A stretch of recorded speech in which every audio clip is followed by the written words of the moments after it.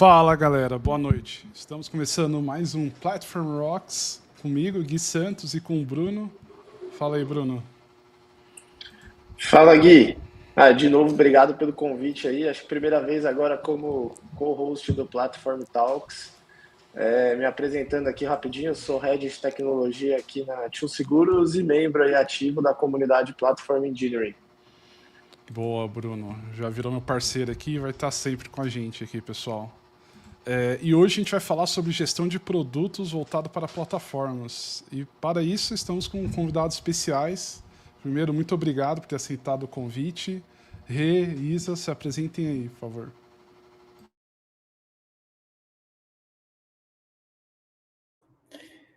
Então, vou falar aqui agora. Gente, primeiramente, boa tarde, boa noite, não sei ao certo. Meu nome é Isael, eu sou Head de Produto e Estratégia da Vertigo Tecnologia e da Vcode. Cheguei no meio de plataforma Engineering, acho que quando tudo era mato. E eu acho que eu fui uma das primeiras pessoas que começou a falar sobre produto técnico lá na ThoughtWorks, em meados de 2017. E eu estou muito feliz de estar com o Gui, que trabalhou comigo, com a Renata, que trabalhou comigo, só não o Bruno, mas o Bruno super receptivo. E vamos lá. Boa noite, gente. Eu sou a Renata, pode me chamar de Rê. E também trabalho com plataforma já tem um tempinho. Hoje eu sou PM Manager no Nubank, estou trabalhando com uma das nossas plataformas de empréstimo. Já trabalhei com plataforma Engineer também em outros contextos, outras empresas. Nossa, tem muito barulho aqui hoje, gente. E trabalhei com o Israel também na ThoughtWorks, no Nubank. Fomos pares e liderado e líder. Estou muito feliz também de estar aqui nessa sexta-feira. Espero que vocês gostem do papo hoje. Boa. Aí, galera, se vocês puderem compartilhar novamente, que eu mandei o link errado antes de a gente começar aqui. Compartilha aqui. Boa. Aproveitando, enquanto isso, quem não é inscrito no canal, já aproveita. Bora lá. Foi? Dá para ver minha tela? Dá. Beleza, então vou começar aqui. A gente já se apresentou, mas aqui tem um pouquinho da... Desculpa. Aqui tem um pouquinho da minha história, das empresas que eu já passei. E também esqueci de comentar que sou uma das embaixadoras da comunidade Mulheres de Produto e a gente tem falado bastante de plataforma lá na comunidade também, que é uma comunidade que nasceu para falar de... Gente, desculpa, um minuto, vou precisar fechar a janela, porque tá muito barulho aqui na minha rua. Posso? Não, tranquilo. Vai lá, vai lá. Muito difícil.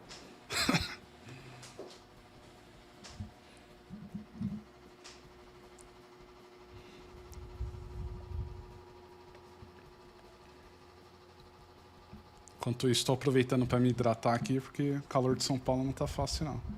Importante. Tá quente São Paulo, hein? Tá. Desculpa, gente. Voltando. E aqui tá só um linkzinho para o meu LinkedIn e para a minha newsletter no Substack, que eu tenho falado bastante de plataforma lá, para quem quiser conferir.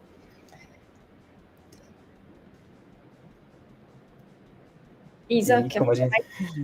Sim, eu sou o Isa, como eu já falei, eu me apresentei um pouco. Esses são os lugares que eu já passei pelo serviço público, depois TW, iFood, Acreditas, Wildstone. Agora estou na Vertigo, com esse nosso baby chamado Vcode no mercado.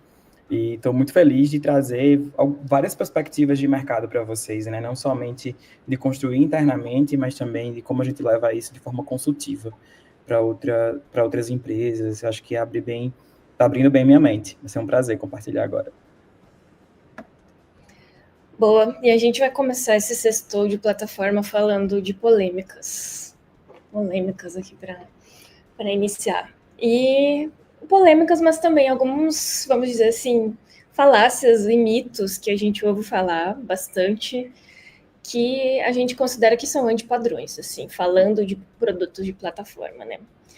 O primeiro deles é algo que acredito que todos vocês já devem ter ouvido falar por aí, nas empresas, no mercado, é que serviços, quando são puramente técnicos ou quando são puramente infraestrutura, quando é algo muito técnico, sem uma interface com o usuário, eles não precisam de uma pessoa de produto. Um outro antipadrão que eu ouço muito por aí principalmente em times de plataforma que já são formados por pessoas engenheiras que são muito sêniores, é que a engenharia já conhece todos os problemas, a engenharia já sabe como resolver tudo, já sabe o que precisa construir, e não precisa gastar tempo fazendo discovery, validando o problema, porque provavelmente as pessoas que vivem aqueles problemas, que são propriamente, né, as pessoas de engenharia, elas já sabem o que construir, como resolver esses problemas. Um outro antipadrão que eu já ouvi muito por aí também, vocês devem ter ouvido, é que se a gente souber o que a gente está construindo, né, baseado no fato de que a engenharia sabe tudo que deve ser construído e sabe como resolver todos os problemas, é que se a gente simplesmente construir isso que a gente já sabe, sem validar, a gente vai ter uma plataforma e, eventualmente, os clientes internos vão vir, né? Eles vão adotar essa plataforma, independente do que vai ser construído ali, sem que a gente faça nenhum esforço. Um outro antipadrão, também muito comum, é que qualquer pessoa, com qualquer habilidade, até pessoas que são, assim, puramente técnicas, que não desenvolvem tanto, que não buscaram desenvolver tanto soft skills, elas são capazes de desempenhar esse papel de PM numa plataforma sem se dedicar assim, em desenvolver outras habilidades. Não está passando os slides, gente? Eu acho que não, primeiro. amiga. Agora passou. Isso, agora foi. Tá, beleza. Boa. Travou aqui. Então, qualquer pessoa, sem desenvolver alguma soft skill, ela consegue prestar esse serviço de PM de plataforma. E, baseado nisso, também a gente tem ouvido falar muito na comunidade essa frasezinha bonita de que todo mundo deve tratar sua plataforma como produto. E eu acho que de tanto que se fala nisso, as pessoas já assumiram que é uma coisa muito fácil. É simplesmente chamar a plataforma de produto e sair tratando ela bem.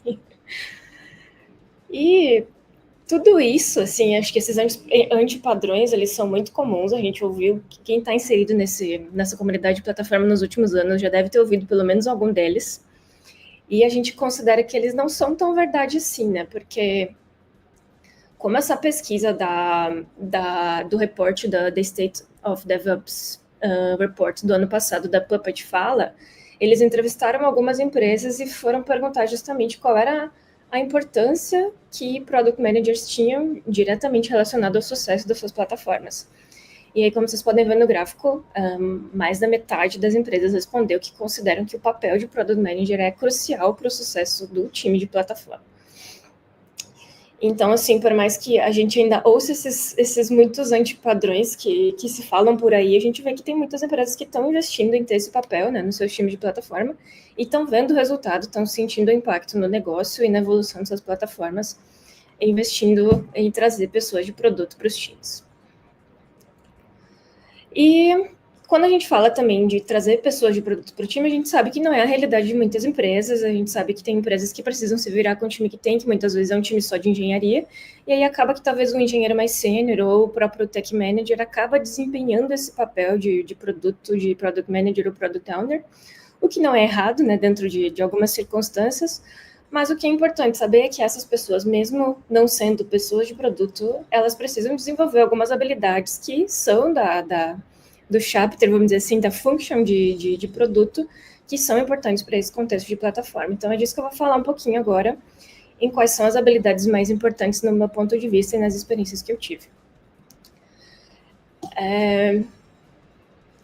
Também que eu trouxe rapidinho alguns gráficos desse mesmo reporte da Puppet, que quando eles perguntaram para as empresas quais eram essas habilidades mais importantes, né, para o desenvolvimento desses times de sucesso de plataforma. No reporte do ano de 2024, as habilidades que apareceram foram pensamento estratégico, habilidade de converter essa estratégia em planos e objetivos claros, colaboração e habilidade de trabalhar com outros times, entendimento de produto e priorização de tarefas, e também experiência com análise de dados qualitativos. Um outro, no ano anterior, acho que desse ano ainda não saiu a pesquisa, por isso que eu não peguei, mas o de 2023, apareceram outras habilidades um pouquinho diferentes, mas que se conectam de alguma forma. Apareceu a habilidade forte habilidade de comunicação, expertise na resolução de problemas, habilidade de fomentar a colaboração entre times cross-funcionais, a habilidade de transformar pedidos e necessidades de usuários em requisitos, profundo conhecimento de clientes internos e vontade de questionar normas estabelecidas. Eu acredito que todas elas aqui são bem importantes de serem desenvolvidas e aprimoradas, tanto por PMs quanto por pessoas que estão fazendo esse papel, né, nos times. Mas eu selecionei algumas aqui para falar um pouco mais, senão a gente vai ficar até a hora do sextou aqui, literalmente. Então, a primeira que eu considero muito importante que apareceu nesse reporte 23 é a habilidade de comunicação. Acho que não é nenhuma novidade, assim, que todo PM, toda pessoa de produto precisa saber se comunicar bem para navegar, né, entre diferentes contextos, mas eu considero que para times de plataforma isso é ainda mais importante, porque quando você está num time horizontal que faz conexões com muitas áreas, né, às vezes todas as áreas da empresa, é muito importante que a pessoa consiga navegar nessas áreas, e a forma de fazer essa navegação é se comunicando com as pessoas, estabelecendo relacionamentos significativos. E muitas vezes a pessoa PM de plataforma ela vai ter que fazer a tradução da linguagem técnica daquilo que o time de plataforma está lá discutindo profundamente, que é super técnico, e ela vai ter que vender isso para stakeholders de negócio, ela vai ter que vender isso em fóruns executivos. Então, essa habilidade também de olhar para uma linguagem super técnica e traduzir para uma linguagem que não é tão técnica é muito importante para conseguir esse buy-in dos stakeholders e garantir priorização das iniciativas da plataforma, e também para dar visibilidade, né, do progresso das entregas, saber vender o que a plataforma está construindo para os stakeholders de negócio, dar essa visibilidade do que a plataforma entrega de valor para o negócio em si. Então, a habilidade de comunicação aqui entra como fundamental, não só a comunicação falada, mas também a escrita, porque possivelmente você vai ter que construir boas documentações, avaliar a qualidade das documentações de engenharia também para conseguir entregar isso para outras áreas. Então, acho que comunicação, para mim, é top 1 habilidade de produto para a plataforma. Uma segunda habilidade que eu considero muito importante também é pensamento estratégico de longo prazo. Acho que é impossível falar de plataforma sem falar de longo prazo. Na maioria dos casos, a gente começa a construir e pensar em estratégias de plataformização, porque a gente está pensando na escala do longo prazo. Como que a gente vai suportar o crescimento do negócio daqui a X anos, 5, 10, às vezes 20, e não tem como fazer esse pensamento de longo prazo sem ter uma estratégia bem definida. Então, a pessoa PM, ela precisa olhar para a plataforma, sempre com um pezinho no futuro, entender a big picture, que é talvez você conseguir conectar tudo aquilo aonde o negócio quer chegar com a estratégia de engenharia, estratégias de arquitetura que a sua plataforma vai precisar conduzir. O Isa vai falar um pouquinho mais de estratégia depois, mas acho que aqui é uma habilidade super importante de ser desenvolvida, principalmente nesse ponto de conseguir converter essa estratégia em planos e objetivos executáveis para o time, e ter essa habilidade aí de priorização, de pushback, saber dizer não. A gente sabe que times de plataforma geralmente são reconhecidos como tiradores de pedido dentro de uma organização, então ter uma estratégia clara, ter uma estratégia bem definida, com objetivos claros, ajuda muito também a fazer essas negociações internas com stakeholders e dizer o que é importante, o que não é naquele momento de ser feito e conseguir priorizar.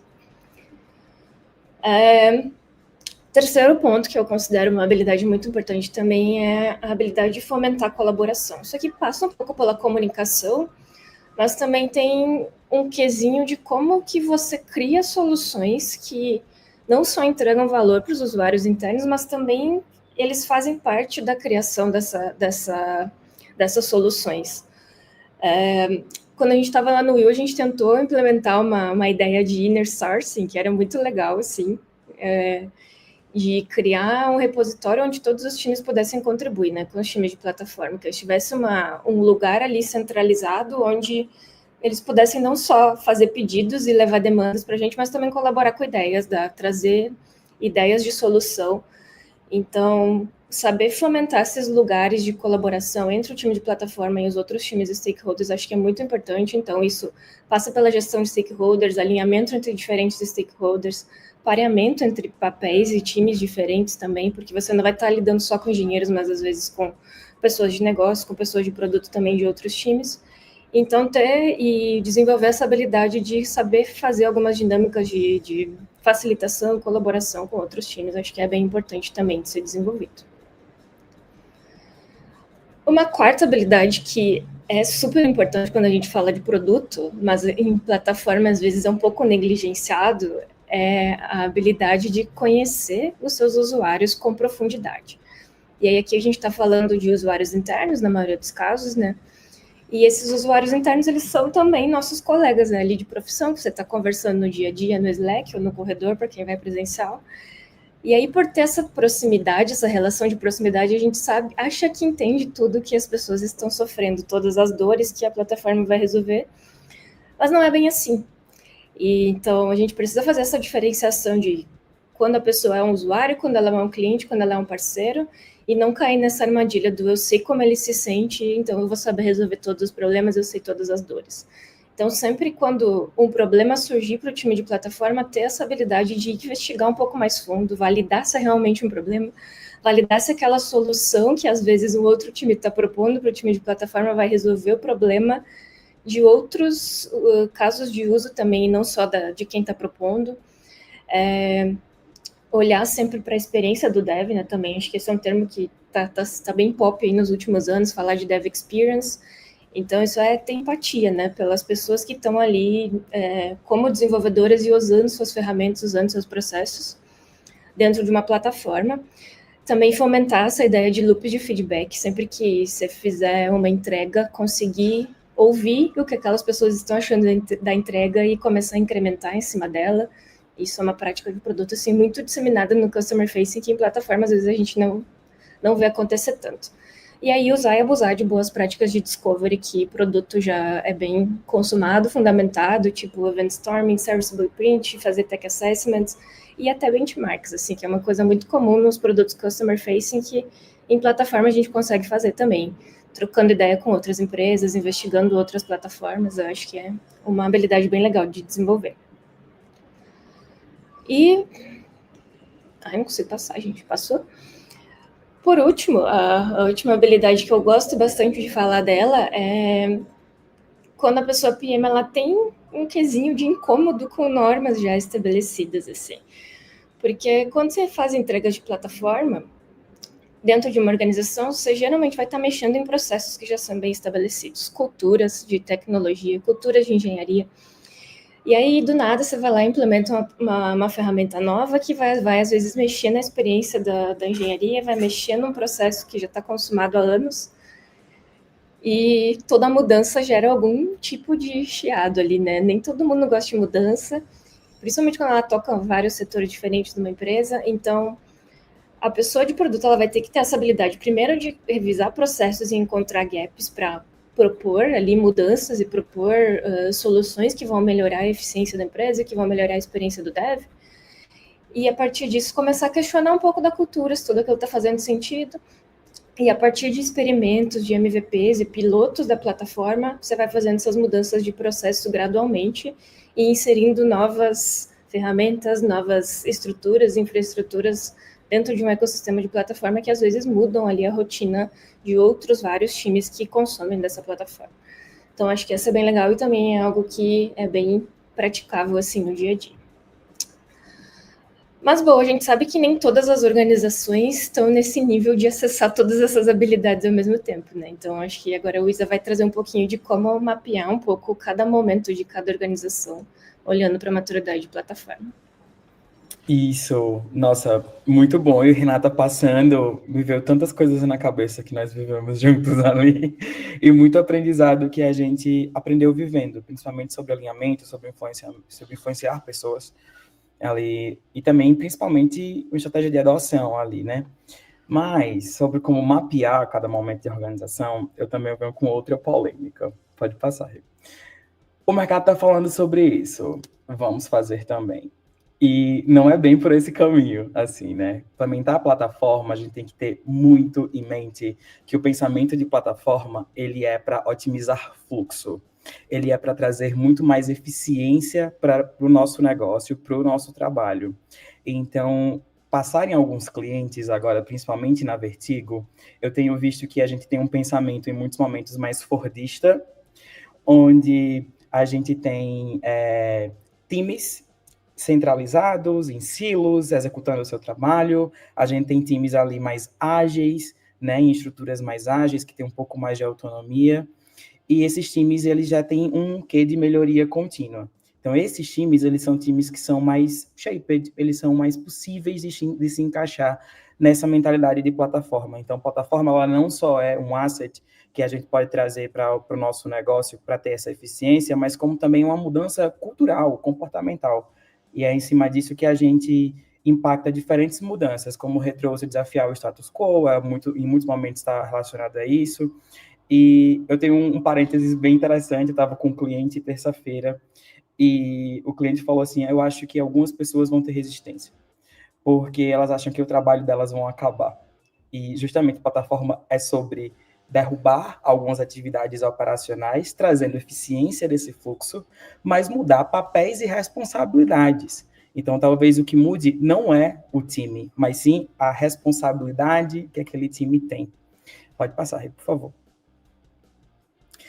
Um antes. E uma das coisas que eu faço quando eu entro em todos os clientes hoje, e que eu aprendi também ao longo da minha jornada, desde a ThoughtWorks até agora na Vertigo, é fazer um assessment. Um assessment de maturidade para entender em que lugar os nossos clientes estão. Tá, a pessoa quer levar a engenharia de plataforma para a realidade dela, o pensamento de plataforma para a realidade dela. Por onde que eu começo? Por onde que eu identifico, né? Então, eu elenco em alguns desses níveis algumas categorias de conhecimento, como pensamento de plataforma. Essa pessoa entende que plataforma está relacionada à melhoria de um fluxo contínuo? Ela entende que plataforma é um pensamento de produto? Ela entende que para ter um pensamento de plataforma impacta em um trabalho lean, que traz autonomia para as pessoas? Então, a gente muda muito o cenário de... Não existe o time que executa isso, mas a gente fomenta para qualquer time, assim, queira usar alguma ferramenta ou algum serviço. Como que está a estrutura organizacional? Porque no momento que a gente trabalha o roadmap da plataforma, a gente também consegue enxergar a mudança organizacional que ele vai causar. Eu estava conversando com o Eduardo Matos, que foi o meu primeiro manager, quando eu me tornei head no Eubank, e a gente estava conversando numa mesa de bar, quarta-feira, e ele estava falando sobre uma estrutura de times de AI Solutions dentro da Cora. E a gente começou a entrar numa brisa de, cara, se as pessoas não entenderem que não é só a gente pegar, por exemplo, ferramentas de AI e colocar nos atuais processos, mas sim também repensar os modelos de operação. Eu acho que a gente, às vezes, vai estar deixando processos inteligentes com estratégias não inteligentes assim. Então, a gente acaba vendo como a gente transforma desde o operacional, tático, até o estratégico, esse pensamento de plataforma. E quando eu falo sobre esse pensamento de plataforma, de autonomia, necessariamente eu olho para Lean e agilidade. Para testar, ali, entender esse resultado, crescer de forma sustentável, entender o meu mercado. E isso é muitas das práticas que nós, Product Managers, vem trazendo no dia a dia do nosso trabalho. Então, a gente está o tempo inteiro entendendo a percepção do usuário, se aquela solução está fit com aquele grupo que a gente escolheu, se a gente ali, de fato, está entregando o resultado esperado naquele serviço ou naquela ferramenta que a gente está provendo e principalmente coletando insumos, como a Renata falou mais cedo, e rodando esse ciclo para que a gente evolua de forma iterativa e incremental. Se a gente tiver times que eles não passam por esse processo de retrospectiva, de entender o que está acontecendo com o seu produto, essa análise mais crítica e, principalmente, desafiar esse status quo, porque, para mim, desafiar o status quo hoje é eu olhar para o modelo de operação, ao qual esse modelo de operação ele fica muito preso ao meu modelo de negócio. Mas, em muitos momentos, o meu modelo de negócio ali dentro vai me ressaltar uma estrutura organizacional que talvez ele não seja tão eficiente. Né? E eu estou vendo isso no Big Picture hoje, trabalhando com consultoria em diferentes... Eu já tinha passado por muitas empresas, mas hoje isso para mim ainda é mais latente. A partir disso, a gente começa a falar sobre práticas de produto. Práticas de produto são essas que a gente olha para essa pesquisa contínua, para esse feedback com os usuários, para essa influência de stakeholder. E no meu caso, eu estou lidando com 2 cenários. Um cenário de transformação nos meus clientes, mas também de construir um produto de plataforma para vender para essas pessoas. Então, tem uma questão de a gente olhar para o mercado e fazer isso dentro de casa do Navicode, que é Vertigo, também é um spin-off da Vertigo, mas também tem como que eu entendo que o produto interno que será utilizado nos nossos clientes, ele vai ter uma boa eficiência ali dentro. Então, em muitos momentos, a gente tem que ressaltar práticas de melhoria contínua para os nossos clientes, justamente por conta disso. E que eu acho que a gente não tem que chancelar a obrigação de ter uma pessoa de produto, mas a gente tem que chancelar a necessidade das habilidades que a Renata acabou de falar, que, consequentemente, vai impactar na eficiência organizacional e, em seguida, em Unit Economics. E isso daqui, quando eu me tornei alta gestão, Unit Economics foi meu principal calcanhar de Aquiles. Assim. Ouvi a galera falar que, cara, você não sabe um P&L. Você tem que traduzir isso de forma efetiva. E aí a gente entra nessa mágica de estratégias de adoção. Como é que eu lido com a ambiguidade de falar com o diretor de uma área de riscos, que eu vou otimizar a vida dele, mas como é que eu lido com esse time que está no operacional para usar os meus serviços de plataforma? Então, lidar com ambiguidade, em alguns momentos a gente falar sobre métricas e eficiência operacional e tática, e um outro momento é a gente falar sobre o quanto isso impacta na estratégia. Pode passar, Rê, por favor. Boa. E assim, aqui dentro a gente tem um ponto muito, né, de vamos construir produtos de plataforma, mas a gente tem sempre que olhar para o que é valioso, o que é utilizável, o que é viável e o que é sustentável. Aqui nesse ponto em específico, quando eu falo que é valioso, que é utilizável, sustentável, eu estou olhando para o valor imediato, para o desempenho, se a gente está atendendo de uma forma self-service, gerando autonomia, gerando ajustes de fluxo de trabalho, provando esses fluxos de trabalho e, principalmente, de uma forma sustentável.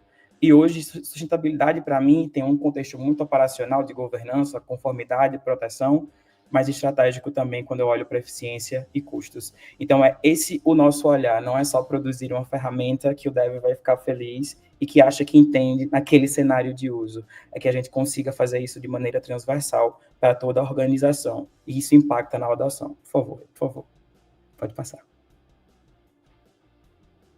Aqui tem um pouco de pensamento de plataformas, que uma vez que a gente faz esse assessment, entende como construir, a gente começa a falar, eu julgo, em 3 níveis importantes.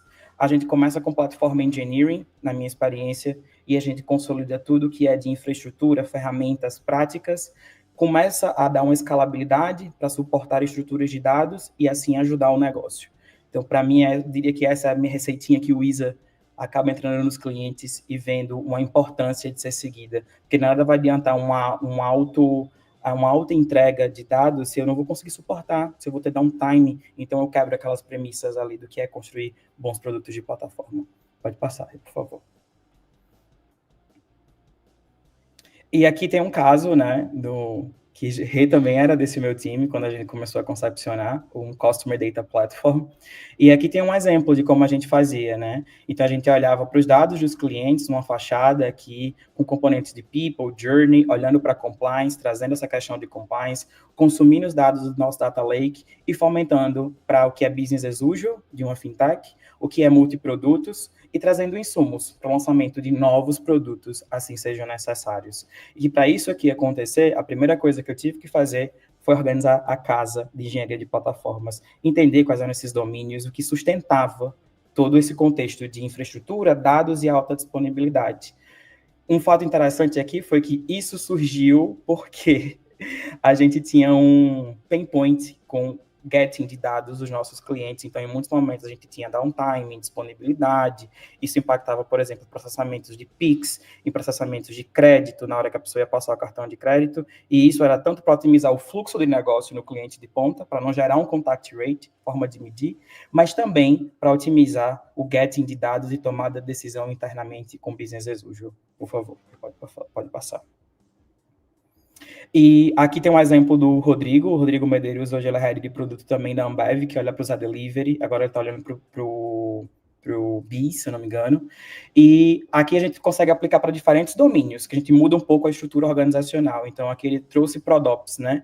Conectando conhecimento de engenharia, conhecimento de cliente e práticas e ferramentas de produto para entregar como serviço, self-service. Como ele trouxe aqui, com a tecnologia habilitadora, que veja facilitação, remoção de fricção no trabalho dessas pessoas e com pensamento de plataforma, principalmente por ter essa questão habilitadora de advocate e de eficiência no seu dia a dia. Então, naturalmente, ele implementou esse time e viu isso acontecer e mudar a forma de trabalhar na ponta dentro dos Delivery. Pode passar, por favor. E para que a gente fale sobre tudo isso, a gente precisa olhar a engenharia como core disso. Pode passar, Rei.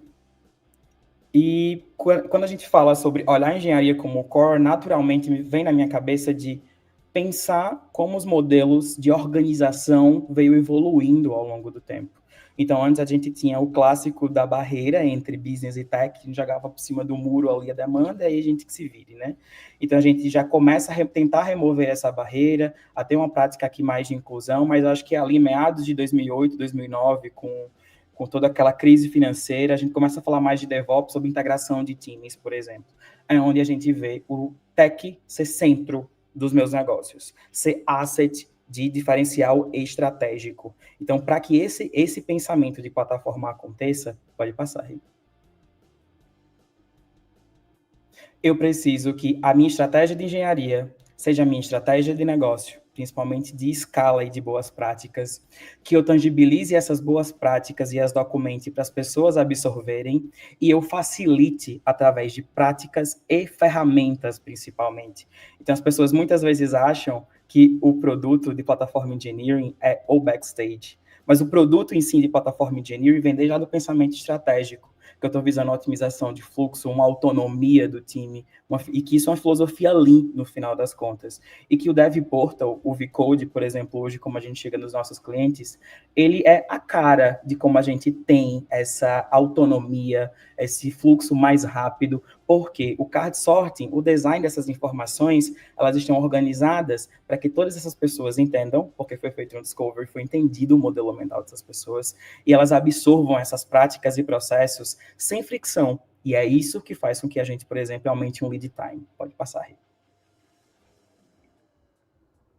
Aqui tem um exemplo, né, de topologia de times e como a organização ela tende a se comportar. Então, a gente aqui embaixo tem um time de plataforma, que ele já tem aqui alguns assets que a gente consegue prover como serviço para essas outras pessoas. E tem os times de negócio aqui que consomem esse assets desse time de plataforma, basicamente. Então, além disso, a gente tem a evolução desses times, streamline teams, que são eu produzir ferramentas ali de teor mais complexo, mas que também eu posso estrangular para que elas sejam um asset de plataforma. Um claro caso disso foi quando a gente trabalhou junto no Willbank, eu e a Rê, e a gente via muita gente falar sobre a área de riscos e crédito. Então, crédito é um clássico caso de complicated subsystem que precisava de uma infraestrutura de engenharia de plataformas e de dados. E que para que houvesse essa transformação, a gente precisava de um enablement team, de um time habilitador, mas que também de pessoas que elas advogassem por isso. E eu recebi um carinhoso apelido uma vez, de buchiteira de plataformas, nessa época, porque a gente estava falando tanto ali. E eu acho que foi bem interessante trazer essa perspectiva, até ver a eficiência poder acontecer nos times. Pode passar, por favor. Aqui tem um exemplo de como a gente conecta, por exemplo, as Fork Metrics, que é um exemplo de métricas técnicas de engenharia de plataforma, com as nossas métricas de negócio. E se eu estou olhando para o Mean Time to Restore, por exemplo, que é uma métrica que a minha engenharia de plataforma pode fornecer, então com certeza eu vou estar olhando ali para o meu build, que é uma métrica de excelência, de qualidade de engenharia, e que eu olho necessariamente para a velocidade da minha feature, porque velocidade não é igual a agilidade, velocidade é sobre time to market, agilidade é sobre sustentabilidade. Então, eu preciso ter time to market aqui dentro. Então, eu começo a olhar para ter um time to market mais rápido, para que eu comece a ter uma melhor eficiência e corretude e não aconteça erros aqui dentro, para que eu tenha um throughput maior, para que eu acelere a minha experimentação e, consequentemente, aprenda o que eu devo fazer no meu mercado, e principalmente que essa frequência ela condiga com o meu modelo ou com o mercado que eu esteja, para que a gente não só tenha um diferencial competitivo, mas possa ser influência. E eu lembro muito quando eu estava no iFood produzindo o Handshake, aquele código que a gente recebe no celular, o como que eu vi outros aplicativos de delivery conseguir também ter estratégias parecidas com nós. Então, em muitos momentos, as empresas elas competem e elas colaboram ao mesmo tempo. E se a gente consegue ser uma referência dentro dessa competição e colaboração, já consegue trazer um nível de respaldo diferente para a gente em um contexto de negócio também. Pode passar, por favor. E aqui está o manifesto de plataformas. No final do ano passado, eu tive a oportunidade de ir para um masterclass com o Manuel, um dos escritores do Team Topologies, e a gente começou a falar sobre a importância de pessoas e produtos, sobre a importância de termos ali um olhar mais para a experiência da pessoa usuária, tudo isso que a gente falou aqui. E ele veio com esse slide finalizando, e para mim foi um dos mais incríveis poder ter, assim como a agilidade tem uma filosofia e um manifesto, a gente também trazer isso para cá. Então, equipes e interações são mais importantes do que ferramentas e funcionalidades, porque no final das contas, são essas pessoas que precisam de uma eficiência. Adoção e engajamento, mais do que mandatos e padrões. Essa adoção e engajamento, ela é muito sensível ao entendimento de cada pessoa em nível de negócio. Então, eu fazer com que um alto executivo entenda e que uma pessoa operacional entenda a importância da plataforma, ela é muito mais importante do que eu dar um push no top-down ou dizer que aquele é o padrão de direito que as pessoas têm que seguir, porque isso impacta no uso. E a gente não necessariamente está olhando ali para a remoção da fricção, que necessariamente o que consolida isso é uma rica experiência do usuário. E a gente começa a falar sobre a melhoria contínua, para ali, olhando para a abertura a mudanças, e é onde entra a colaboração. A gente escutar as outras pessoas, saber como cada um se colabora ali dentro, qual a necessidade de cada persona daquelas, e trabalhando principalmente em times internos. A gente tem que ter um cuidado muito interessante, que é muitas vezes a pessoa que eu estou pareando, que ele é o meu cliente, ele também vai ser o meu advisor, ele vai ser o embaixador de um time habilitador.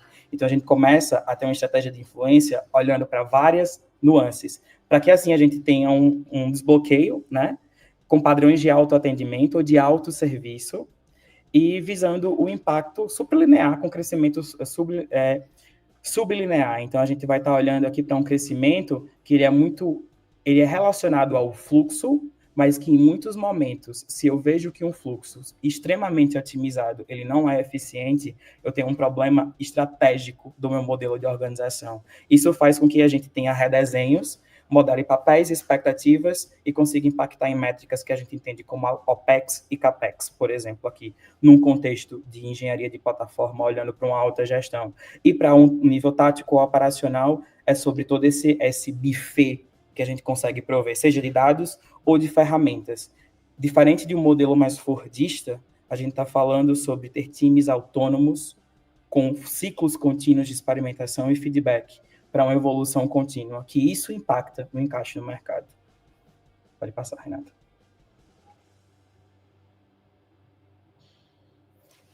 O curso da Minha Mais, pode dizer. Agora é hora do jabá. A gente vai responder as perguntas, mas aqui rapidinho eu vou só comentar que eu tô com um workshop aberto com a Product Arena, para quem já conhece, é a primeira escola de produto do Brasil, que tem vários cursos legais aí na área de produto. E esse vai ser o primeiro curso sobre plataformas lá. A gente vai focar bastante nessas habilidades que eu trouxe, que eu falei no começo, mas também a gente vai dar um olhar mais específico para plataformas de componentes, plataformas que atendem outros produtos, mas eu também vou trazer alguns exemplos, alguns cases de plataformas de engenharia que eu já trabalhei, que fazem parte desse contexto. Então, para quem quiser trocar, quem quiser participar, vai ser um workshop presencial no dia 22 de março aqui em São Paulo. E aqui nesse QR Code vocês encontram o link para inscrição com 10% de desconto. Ó, a Aline já está inscrita. Te vejo lá, Aline. Boa, galera. Vamos para as dúvidas aqui do chat? Beleza, a primeira aqui é da Júlia. Vocês acham importante a pessoa de produto ter background técnico de engenharia? Se não, como tangibilizar os objetivos das tasks do time sem o conhecimento técnico? Boa, ótima pergunta. Essa geralmente a gente responde em quase todos os lugares que a gente vai.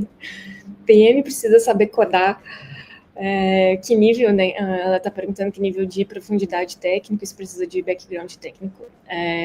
Eu acho que o background técnico ajuda, com certeza, você saber como as coisas funcionam no baixo nível, você conseguir conversar com as pessoas de engenharia, eu acho que é importante, mas isso não quer dizer que um PM precisa saber codar. Eu sou um pouco contra essa ideia de que o PM começa a trabalhar com plataforma e ele precisa aprender no nível de detalhe tudo sobre engenharia, sobre plataforma, sobre infraestrutura.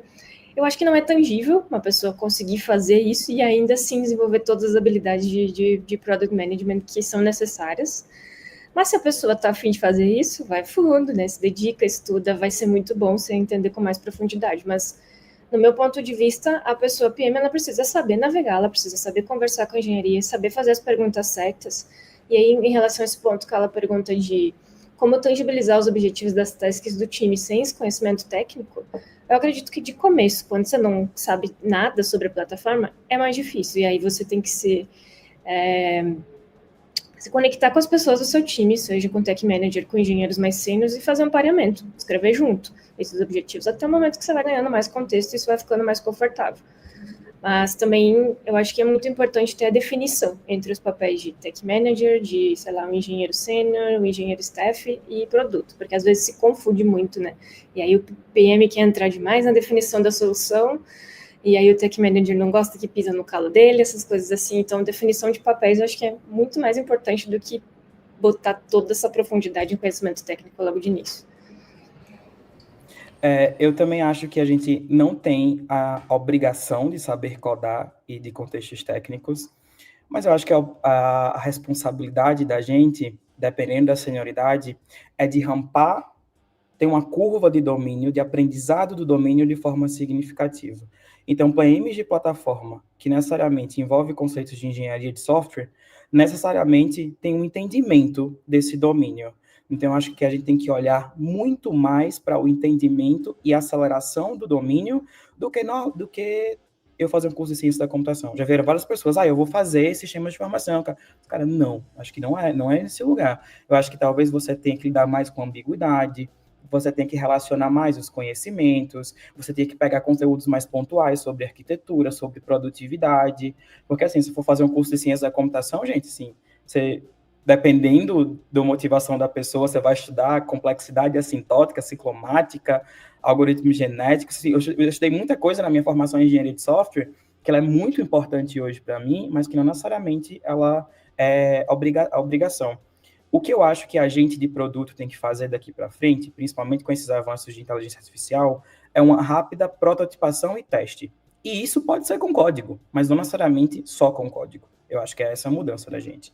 Isso para qualquer domínio. Boa, Gui, galera. acho que deixa eu comentar um negócio aqui até para tirar essa dúvida e explorar para ver se o caminho às vezes pode ser esse, né?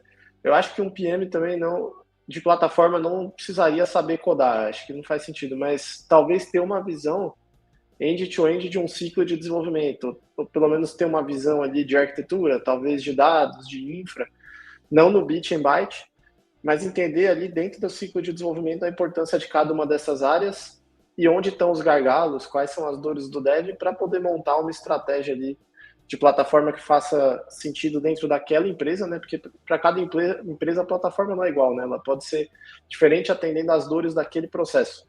E aí ter essa visão end-to-end do desenvolvimento, do processo, os gargalos, infra, arquitetura, dados, acho que apoia montar uma estratégia. Não sei o que vocês acham. Sim, eu acho que esse conhecimento superficial é bem importante, mas eu tenho um comentário que agora que você falou de arquitetura, é que o ChatGPT lê muito bem desenhos de arquitetura. É uma dica muito boa para PMs que têm dificuldade de entender os diagramas e tal, joga lá no GPT, uma outra ferramenta de IA, e pede dicas, né, do que aquilo significa de uma forma conceitual, que você entende os fluxos. Tem sido muito produtivo, assim, para mim, para me ajudar a entender algumas estruturas. Uma coisa que eu sempre falo é que quando eu migrei para produto no iFood, fui para Consumer e depois no time de plataforma. E eu sempre explicava para a galera que no momento que eu estava prototipando a minha tela aqui para, por exemplo, um order delivery acontecer, eu estava olhando para uma experiência legal da minha pessoa usuária. No contexto de plataformas, muitas vezes essa experiência depende de um contexto arquitetural. Aí é nesse momento que a gente começa a entender o domínio e absorver esse tipo de informação. Mas desde que seja esse tipo de plataforma que a pessoa vai lidar. Eu acho que o contexto arquitetural é muito para uma plataforma de dados, de serviço. Plataforma engineering, não necessariamente, assim. Bora para a próxima aqui. Da Débora Patrício, ela colocou aqui, como vocês definiam o que é plataforma? o produto de tech em si ou também se enquadra as plataformas internas de uma empresa?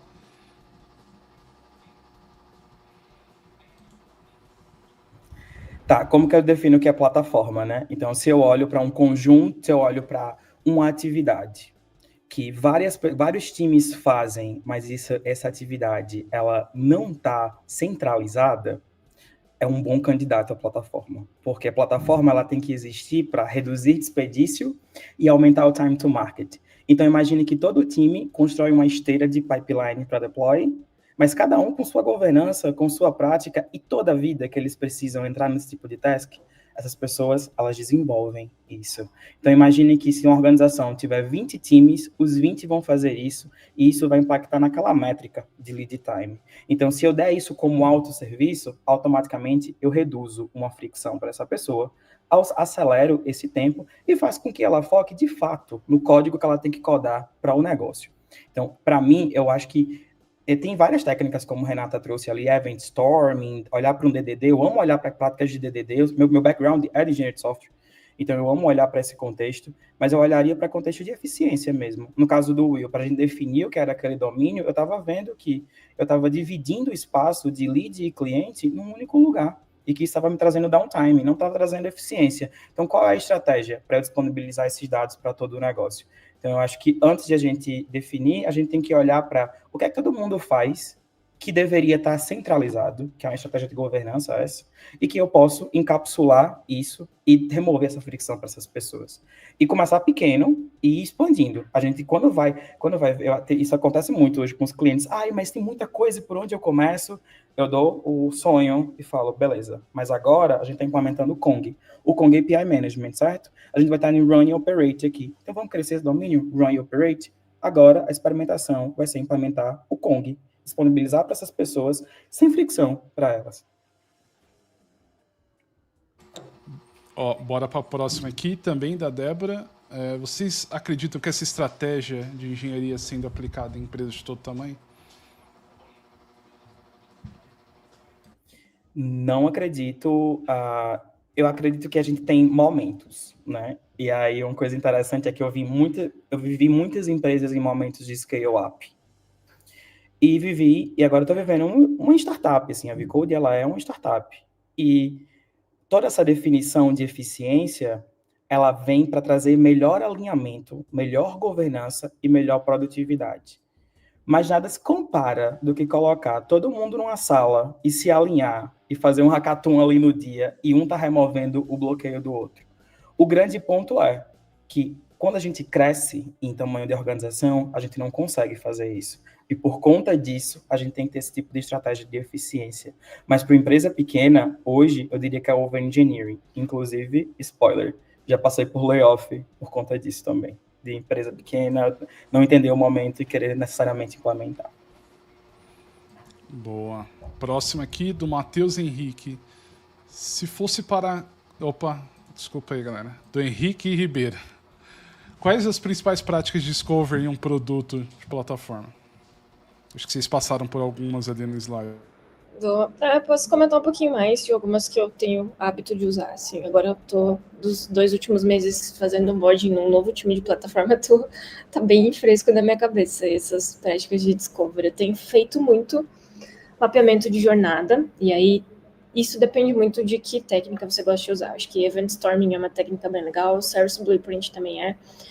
E, independente da técnica, o importante é você conseguir mapear um fluxo, né, de ponta a ponta e olhar para ele, olhar em todas as partes que a sua plataforma toca, olhar para, principalmente, conseguir mapear pontos de dor, problemas que existem ali naquele fluxo, para a partir dali começar a olhar para as oportunidades de se resolver. Então, acho que o Discovery é muito sobre isso, assim, você conseguir mapear dores, mapear problemas e depois oportunidades que são acionáveis. Então, o mapeamento de jornada, independente da técnica, para mim é muito fundamental. Eu gosto também de usar as práticas normais de produto, como surveys e entrevistas, conversar com as pessoas. Eu acho que nada substitui isso, você conversar, aproveitar o fato de que você está muito perto dos seus usuários e marcar uma conversa de meia hora que seja, para entender os problemas mais a fundo, entender quais são as dores, quando foi possível também fazer parte ali do dia a dia da pessoa desenvolvedora, que é cliente, observar como que ela trabalha em algum fluxo com alguma ferramenta específica que você está querendo investigar um problema, acho que é bem legal também. Então, usar muito essas técnicas de entrevista, de observação, de pareamento. E eu gosto também muito de falar, sempre falei um pouquinho antes de benchmark. Eu acho que benchmark é uma coisa muito normalizada para produtos customer facing, plataforma, a gente às vezes esquece que dá para fazer também. Você pode conversar com outras empresas que têm plataformas em contextos e momentos semelhantes aos seus, você pode... Eu uso muito nos meus discoveries ouvir podcasts de outras empresas, às vezes, sei lá, o VP de não sei aonde foi falar lá no podcast do Lene sobre como eles escalaram o negócio, e ele fala muito sobre a construção da plataforma, assim, acho que isso é um baita benchmark, você consegue aprender, né, de outras pessoas que já fizeram a mesma coisa antes. Tem muito blog de engenharia de empresas grandes, assim, que eu sempre costumo dar uma olhada. No ano passado eu estava desenhando uma estratégia de plataforma de dados e eu olhei muito para o blog do Spotify e do Netflix, porque eles tinham lá detalhadamente como eles construíram a plataforma de dados deles. Então, isso sempre é bem legal. E conversar com as pessoas também, né, das outras empresas. Chama para bater um papo, faz amizade na comunidade, troca uma ideia. Isso é benchmark também. Sim. Uma coisa que eu gosto muito é pareamento. Ou shadowing ali, né? Então, se eu consigo ir, eu consigo parear, eu consigo entender os padrões comportamentais daquela pessoa. Ou o shadowing mesmo, assim, eu tô vendo que aquela pessoa tá tendo uma dificuldade em importar um lib. E aí eu começo a devanear, por que tá tendo essa dificuldade? Ou a pessoa vai e solta um palavrão na hora que tá codando, não, você tá com... por que tá muito lento? Isso. Então isso também é uma boa estratégia, de a gente olhar ali pro extremo, olhando para um contexto aqui mais operacional. Para um contexto estratégico desse discovery, que foi o caso quando a gente propôs uma ferramenta de dados ali, eu olharia para as principais métricas que estão altas. Por exemplo, um CAC muito alto, uma transação muito demorada, a iminência de receber uma multa do Bacen com um Pix. E aí isso faz com que a gente desenhe esses domínios também, pareando com altos executivos, com outras áreas de negócio, ou pareando com engenheiros ali embaixo, vendo o que de fato passa por desafio no dia a dia deles. E, assim, eu sou desenvolvedor, faz muito tempo que eu não codo, estou fazendo umas coisas agora com a VCode, mas uma coisa é que você vai escutar, se você for a primeira vez, talvez você não conheça, mas você vai estar tanto um momento, que você vai aprender a codar sem perceber, ou você vai aprender a entender sem perceber, assim, eu recomendo. Ô Gui, posso comentar um pouquinho das perguntas também? E depois eu queria puxar uma já também, que foi um ponto que eu achei interessante na apresentação, queria tirar dúvida. No passado, eu cuidei de um time desses de plataforma, era 2019, 20, né? O mercado ainda acho que não tinha tanta essa maturidade como tem hoje, acho que esse assunto evoluiu muito nos últimos anos. Então a gente foi descobrindo as coisas, eu adoraria ter tido um PM na época no meu time ali, para me ajudar a fazer isso. A forma que a gente fez o Discovery na época, acho que foi um pouco como a Rei comentou, das entrevistas, né? Então, primeiro a gente mandou uma pesquisa de NPS para todos os desenvolvedores e tech leads da empresa. Qual a nota que você dá para o ciclo de desenvolvimento e para o ambiente que você tem para trabalhar? O NPS foi desastroso, né? Ali já ligou um sinal de alerta do quanto não estava bom. Aí a gente dividiu em grupos de 10 desenvolvedores. Acho que deu, sei lá, na época foi 50, 60 grupos. E aí a gente fez 60 conversas de entrevista, dividido ali em 10 devs, mapeando dentro dos ciclos de desenvolvimento onde estavam as dores, quais eram as dores, onde tinha mais atrito e menos atrito. E a gente gerou um mapa de calor do ciclo de desenvolvimento todo, né? Onde ficava verde, amarelo e vermelho, e a gente conseguiu ter uma visão muito clara de onde eram os maiores gargalos, os maiores problemas, e partiu dali a nossa priorização. Acho que se a gente tivesse um PM, a gente teria priorizado bem melhor na época e feito um trabalho ali até mais organizado. E aí, acho que vem a minha segunda pergunta, que é a falta do PM mais se refletiu ali no meu time, que é plataforma é um negócio de resultado no geral de médio e longo prazo. É difícil você conseguir vou criar um time de plataforma aqui, já vou gerar resultado. Como administrar essa expectativa com os stakeholders, principalmente ali no geral, diretoria e os executivos, né? Porque eles estão investindo dinheiro em uma coisa que eles, primeiro, não entendem tanto, segundo, não vai trazer resultado rápido. Como que vocês costumam fazer isso no dia a dia de vocês? para conversar com stakeholders no geral e entender de eficiência, eu preciso entender como essas pessoas desenham modelos de negócio na cabeça dessas pessoas.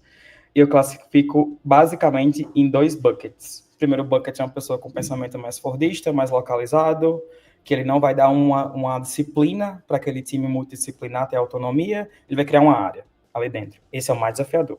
E tem um outro que já pensa num ciclo contínuo de entrega. Então, para esse primeiro aqui, eu pego os pain points de isso daqui é uma atividade transversal para todo o time. E com essa atividade transversal para todo o time, você reduz o bloqueio para essas pessoas. Logo, o que vai fazer a gente reduzir esse bloqueio é construir essa POC aqui dentro. É começar pequeno e é provar esse valor. Eu já errei muito, Bruno, assim, muito, de querer fazer o grande e o demais. E hoje em dia eu estou olhando ali para o fluxo de eficiência que faz sentido. E o que me fez perceber isso foi conversar com diferentes executivos. E André, o meu chefe, ele está aqui, ele sabe disso. O quanto que a gente fala com diferentes pessoas e o quanto que essas pessoas, elas entendem ali. Então, para eu poder influenciar essas pessoas, eu tenho que entender como elas veem negócio. Aí eu consigo traduzir naquela estratégia de engenharia. Dependendo do executivo, se essa pessoa valer muito, eu faço um esforço.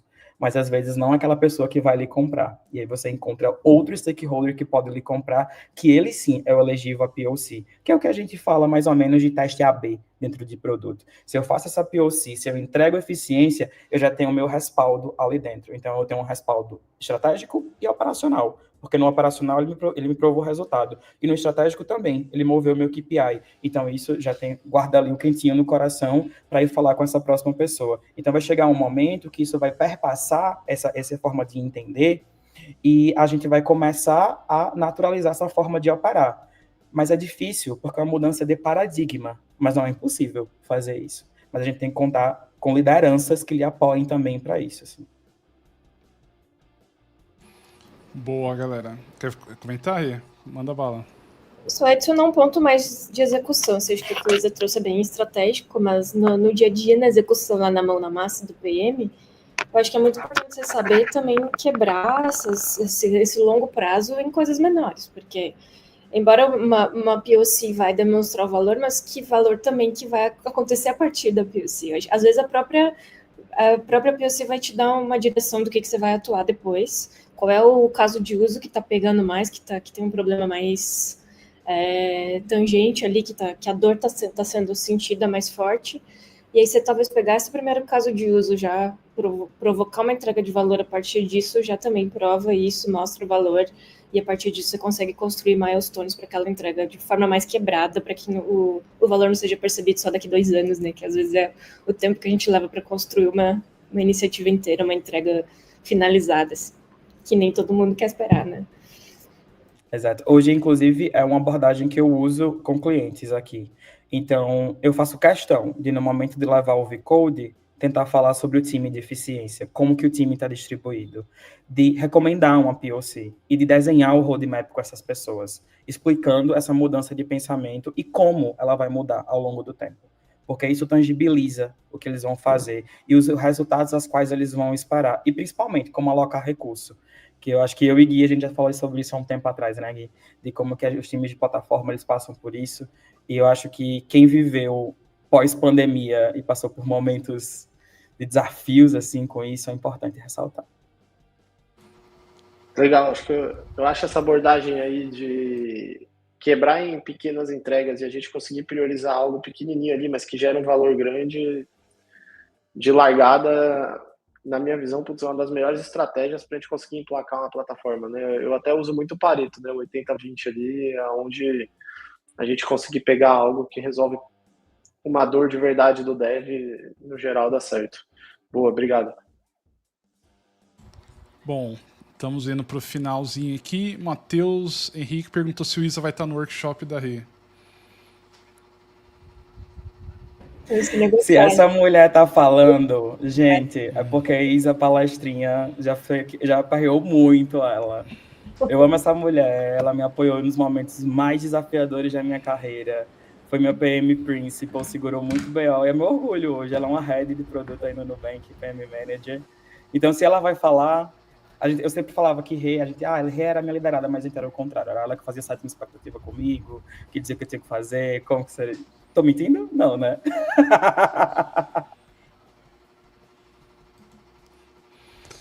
Boa, galera. Então, vamos para as considerações finais aqui. Não sei, Isa, Rê, vocês querem deixar algum recado antes de a gente fechar? Não tenho recado, só agradecer muito pelo convite. Acho que é muito legal estar essa galera aqui numa sexta-feira ouvindo a gente. Agora tá todo mundo Exato. liberado pro sextou. Quem vai sair, dar seu rolê, jantar com a família. Então, muito obrigada. E quem quiser continuar o papo, bater um papo também, quiser procurar a gente lá no LinkedIn, fica à vontade. Quem for pro workshop também, depois me manda uma mensagem, que eu vou curtir e saber que vocês vieram daqui da comunidade. Obrigada Gui, obrigada Bruna, obrigada Isa pelo pareamento. Boa noite. Te amo, amiga. Espero que eu tenha plantado uma sementinha do valor que é ter um PM de plataforma e de, principalmente, como provar esse valor de forma estratégica, reduzindo a ambiguidade. Obrigado, Gui. Obrigado, Bruno. Tive o privilégio de trabalhar com o Gui e aprender muito com esse homem.